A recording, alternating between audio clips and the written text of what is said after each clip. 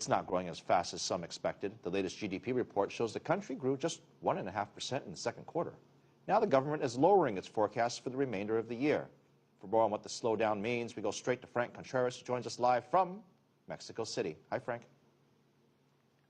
Hi, Phil. Yes, it's bad news for investors today. The Mexican government announcing that its growth projection for this year is going to take quite a steep drop from 3.1%, nothing really that fantastic to start with, but now it's going to be as low as 1.8%, Phil, and so that, of course, is worrisome. The Mexican government is basing this information on what it calls a consensus from a number of different economists it has interviewed, and we spoke to one of those economists earlier today to find out what's behind this steep drop in Mexico's growth projections.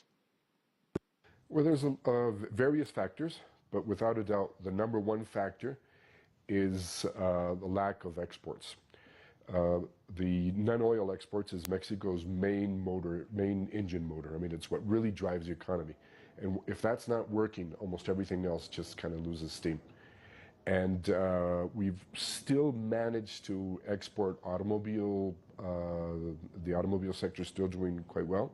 However, not well enough to be that main driving force of the economy.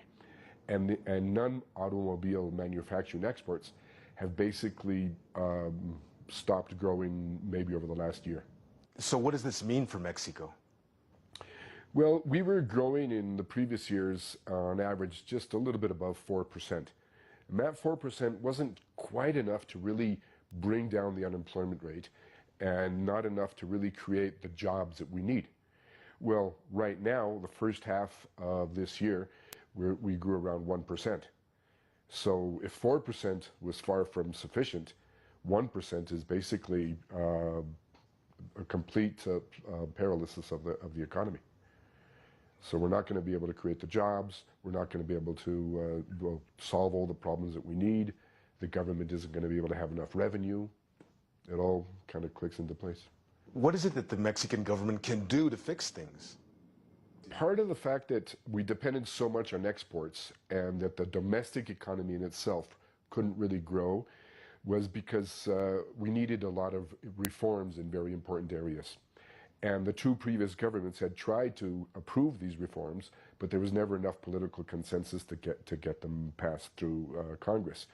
The new government seemed to promise that they would be able to do it. They came in with a big impetus of pushing these reforms, and they signed this famous Pacto por México, the Pact for Mexico, where all of the three major political parties kind of agreed on the same reform agenda. So that's, I think, what gave a lot of optimism, a lot of hope at the beginning of this administration, that they were going to be able to pass a labor reform, a telecommunications reform, the educational reform, and now the energy reform, and then soon the fiscal reform, political reform, and on and on and on. And once we could get all these reforms in place, then Mexico should be able to grow much closer to where we need it to grow. Economist Jonathan Heath speaking to me a little earlier today. He also mentioned that a fall in remittances from migrants in the United States sending money back home is also partly what is behind this drop in the growth projections here, Phil. The government, Frank's downgraded sort of the second half growth already from the year. I mean, is there any expectation that that might perhaps improve? Well, the central bank is trying to give us a bit more cheery news on the back end of this news that really is kind of shaking up some of investors here.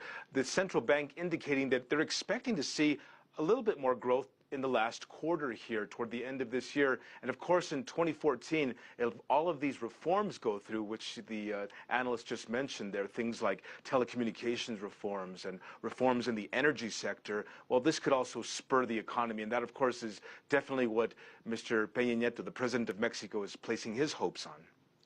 All right, Frank, thank you very much. We're going to have much more on this right now on the Mexico economy. Manuel.